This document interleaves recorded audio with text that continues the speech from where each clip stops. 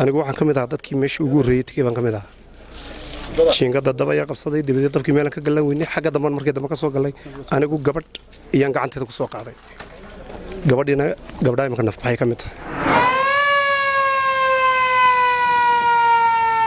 saddex qof oo walaalo ayaa ku dhintay halka hal qofna uu dhaawac halis yahay kadib markii uu daba qabsaday jiingada ay degan yihiin oo ku taala xaafadda Sheekh Cismaan ee galbeedka magaalada Boorama ciidanka dadamiska magaalada Boorama ee xarunta gobolka Awdal ayaa soo gaaray oo damiyay inta kadibna waxa loo soo qaaday isbitaalka weyn ee magaalada Boorama ee xarunta gobolka Awdal isagoo ilmahaasi dhaawaca halkaas lagu la tacaalayo ciidanka dadamiska magaalada Boorama ee xarunta gobolka Awdal oo muddo saacada aanu sugaynay inay warbixin kooban naga siiyaan dhacdadaasi dabkaasi ayaa gabi ahaanba iyagu ka gaabsaday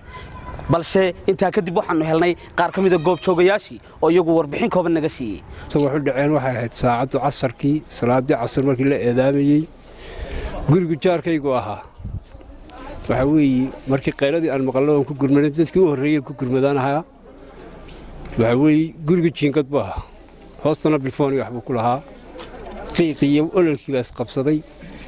dadkii jaarkii ku soo gurmaday waxa weeye meel alla meel laga galo albaabkii laga furo la waayay dabayshuna xaggaasi ka socotay waxa weeyaan dabadeeto xagga dambe laga dalooliyay guriga jihada dambe ee waqooyiga ee laga dalooliyay halkaas carruurta laga soo guray dadkii ka soo guray baan ahay waxa weeye afar carruur ahaan waxa meesha ku jiray afartii waxa weeye labadii hablood aan wiil iyo gabadh baan dhabteeda ku soo qaadan gaariga booliska la soo raacay waan halkan keenay gabadhi dhabteeda ku nafbaxday gabadhii kalena halkan ku nafbaxday labadii wiil baa u nool oo waliba mid aad u liito da'dooda 5 sano ka u weyn iyo wax ka yar baahan 1 sano 2 sano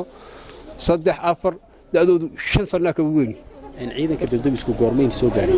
waxayna soo gaareen ilaa ninkan aba la hadlay oo telefoonka la hadal ku iri aduu nus saac kadib ayna soo gaareen anigu waxaan ka mid ahaa dadkii meesha ugu horreeyay tigay baan ka mid ahaa jiingada dab ayaa qabsaday dibadii dabkii meelan ka galan weynay xagga damban markii dambe ka soo galay anigu gabadh iyaan gacanteeda ku soo qaaday gabadhiina gabdhaha imika nafbaxay ka mid tahay marka dabka waxa la wax kiciyay wallahi baan garanay ilaahay samri baan ka siiyo ummadda islaamka waxaan leenahay war dadka loo gargaaro suxuf cisqi magaalada Boorama ee xarunta gobolka Awdal